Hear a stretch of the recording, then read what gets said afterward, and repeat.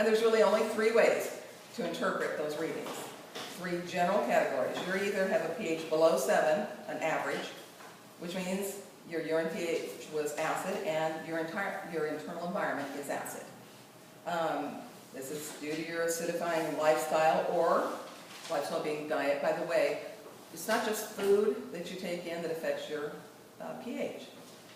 Anything that you take in through your mouth and swallow is going to affect your pH. Beverages, medications, drugs, stimulants, smoking, I guess you swallow it, yeah, inhale it. All of those things are going to affect your pH. So anything you take by mouth, including food, is going to affect that. And an acid below 7 urinary pH average means you have an acid environment, or that you're having trouble metabolizing acids. He goes into that extensively in this book, and you might be that person. I didn't have time today I had it all noted out and ready to present, but I realized I don't have time to go there today.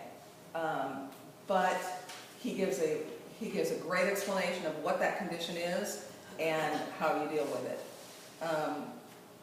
And what you need to do, if your pH was below 7 is, you need to deacidify your body. The second way to interpret the readings are, you have a pH between 7 and 7.5. That's a neutral urine pH, and it indicates one of two things. Either your internal environment is neutral, you have balance, you have a good lifestyle, and you should continue your current regimen. If the first catch of the day is acid, and that's really important. Your body's been working all night throwing off acids, so that first urine should reflect what's happened all night. If it doesn't, if that first urination is neutral, then it's probably indicating that you have a metabolic inability to process acids. What your body's done is robbed all the alkalis it could through the night and has robbed excess, and it's dumped it into the urine to get rid of it. So in that case, you still need to deacidify your internal environment. You need to stimulate your skin and your kidneys, because those are the two primary organs for eliminating those acids. And it means that would indicate that they're not working so well. They're not getting their job done. The third way to interpret this pH reading is it's over 7.5. In that case, that's an alkali pH, and it means you have an alkali internal environment. Good job. However, it can also, it could mean that you need to do something. Probably if you have an alkali internal environment, at our age, most of us are about my age in here, it's possible you're a vegetarian, because that means you are taking in massive amounts of food, got your greens gone, taking massive amounts of food that are high in alkali minerals, and green vegetables in general, except for tomatoes, are alkalizing. Alkalizing or very alkalizing. So vegetarians naturally get a really large amount of those. They just need to be careful to get enough protein that they don't have that deficiency. Without protein, your body doesn't have the amino acid it needs to bond that to those alkali minerals so that you can take them up. The other thing it might mean is that you're taking too many alkalizing minerals. You've been working on it, you've been doing a great job, and your body's dumping the extra, because that's what your body does. If it can't use something, it gets rid of it. If it's toxic, it stores it, it eliminates it, it stores it, or it dumps it. So if you are an over 7.5 and you're taking alkalizing minerals, it's possible that you're just taking more than you need. Cut back. You don't need so many. Okay, so the second test he talks about, and this is the most definitive, by the way. The most definitive is your urinary pH average. The second test he talks about is food analysis, and I went into that one since his book is called Acid-Alkaline Balancing Diet. And this is going to determine for you what proportion of your diet is acid and what proportion of your diet is alkaline, which is important on a day-to-day basis. Like I said, what you take in, if you alkalize acids as you take them in, you're not drawing on it's not really a reserve. Don't misunderstand me. You're not plundering the other tissues. You don't have a reserve little bank account over here of alkalis that your body can just go grab and say, yeah, got you covered. it has tissues that all need alkaline minerals, but to protect itself, it'll go plunder from somewhere else in order to maintain balance. So what's the proportion you're taking in? You can do a food diary to analyze that. The next handout I gave you is called Examples of Standard Meals. You'll notice it doesn't line up so well. My computer was giving me trouble. Mine's in color, yours is not. And as you can see, it's not consistent color. So I tore this one up and tossed it in the trash and went to reprint it. And it still printed funky. And I went to change the format so that I could print it differently. And dadgum if I did not erase it. Gone. Didn't save it. Just gone. So I took this out of the trash. I taped it back together as well as I could. And there it is. Good job. Well, not take no for an answer. I spent an hour on this thing. Doggone it, I was not going to just do it. Alkalinized it. I did. I neutralized it. First I acidified it, then I neutralized it. So the whole point of this was just a graphic to see that you see a lot of color on that page, and everything colored, either gray, yours is all gray. Everything colored or the circle is either somewhat acidifying or acidifying. Now we've talked about taking in equal amounts to neutralize as you take in foods and such. If you don't have a problem with metabolizing acids, then these circled items would be considered alkalis. Usually there's just two divisions. Most people look at foods as alkali or acid. But there is a third category because a lot of people have problem processing acids. And it's the weak acids they have trouble processing. The rest of us, it's an alkali, but for them, it becomes acid in the body. So I did this just as a graphic. I used to do this as a midwife. Nutritional counseling was an important part. And when it became an issue, I had them keep a food diary for a few days. And when they bring it in, I'd color it for them. Because usually as a pregnant woman, either sugar or protein is the issue. And so I color code those things, and it became very obvious by that color code where the problem was. And you can do this for yourself. And he recommends you do this if you want to, as a definitive adjunct to the urinary pH. You can keep a food diary. He divided it into time periods. Those were arbitrary. Basically, you want what you take in through your mouth before breakfast, what you have for breakfast, what you have for a mid-morning snack if you do that, what you have at noon or your midday meal, what you have in between your midday meal and your evening meal, what you have after your evening meal. In other words, everything that goes into your mouth for 24 hours.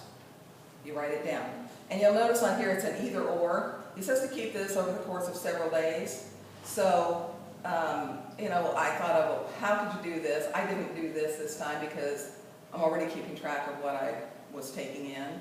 So I knew where my problems were. But you could make a sheet for before breakfast, breakfast, after breakfast, lunch, after lunch, dinner, after dinner, and just make 2 columns. Food, beverage. And then those either ors become apparent because you're looking for a pattern. You're looking for a pattern of what do I usually eat for breakfast? You know, it's going to come down to pretty much a normal regimen. Most of us eat pretty much the same thing or kinds of things for several meals a day. And so it'll help you see what proportion of your diet is alkaline and what is acid. If you see that much color on yours, you probably need to reevaluate if your pH is not running 7 to 7.0. And even if it is, if you see this much color, it should be balanced. It should be balanced at least 50-50. Later he gives a rule. I'll give you some of his rules of thumb. He says your alkali intake should be more than your acid intake. So I would say 60-40 at least. All right, so what does this acid-alkaline balanced diet look like? The next handout I gave you is called Acidifying, Alkalizing, Weak Acid Foods. This is just a basic list. He spends 3 chapters on this. So he breaks this down. He makes it really clear what each of these foods are, what they do in your body, how they affect you if you are alkali, how they affect you if you're acid, how they affect you if you don't metabolize acids. I mean, he draws a clear picture. But so in addition to these three categories, which I'm not going to go through because I gave them to you, which foods are which, like I said, he takes each one of those foods and picks them apart for you. And he then refines those categories so that you can develop a diet that really works for deacidifying you. And he divides them into two more general categories, veggies and other foods, because veggies are either very alkaline, slightly alkaline, or acidifying. Tomatoes. Rhubarb isn't a veggie. I'm not sure what rhubarb is. Rhubarb, tomatoes are the big acid offenders of plant foods. And all the others are either alkalizing, they're slightly acidifying, or they're very acidifying. And when you're trying to fine-tune your pH through diet, it really helps to know which kinds of foods are you processing and which are you not. And that's very individual, especially when it comes to weak acids. Like I said, he added that category in this diet. Most people just look at these categories as acid or alkalizing. But if you are having a metabolic problem with acids, then it's really important to know which of those slightly acidifying and slightly alkalizing are impacting your diet. And you can determine that based on the information he gives you. Very good information. So, we talked a little bit about strong acids and weak acids while we were talking about diet. And I'm not going to go into that much. He does. He gives a really good explanation several times in the book. But this is chemistry, and most people just glaze over. So, just suffice it to say that strong acids are primarily from animal proteins. They are more difficult for your body to expel. They require significant neutralization. They have to go through your liver to break them apart and then out through the kidneys. They have maximum. It's important to know that when you're trying to balance your acid-alkali balance in your body through diet, that strong acids not only require a significant neutralization, but your kidneys are an organ that has a fixed maximum for how much it will process in the day, period. Your kidneys will only process so many strong acids or acids, period, through a day. That's all. There's a limit. So when you get to that limit, your body immediately says, balance, I need balance. I don't care if you can't do this, kidneys. We're going to stay in balance. And so it immediately turns to the third kidney, the skin. It starts pushing them out through the skin if necessary. And if that doesn't work, the body stuffs that toxic waste away into your tissues where it can't harm the blood. The blood, I don't know where I said that. I'm going to say it now. The blood, I don't know if you know, has a very, very, very narrow pH range in which you can live, period. It's 7.36 or 9 to 7.42. Now, those strips that you took your pH on were in 0.5 increments, I believe. I have a pH monitor. We had it first, or a probe that we used in the garden first. And when I started remonitoring my pH, I wanted it more clearly defined than a 0.5, and it does it in how do I say this? 0.1, yeah, degrees. So it's a 7.1, 7.2, 7.3, 6.1, 6.2. It'll give me in tenths. And your blood has only about a 4 or 5/10 range of give, period. Outside of that range, if your blood becomes more acid or more alkaline, you're going to be very ill. And way outside of that range, like 0.5, 0.1 outside of, or 1 point outside of that range, you're going to be dying, literally.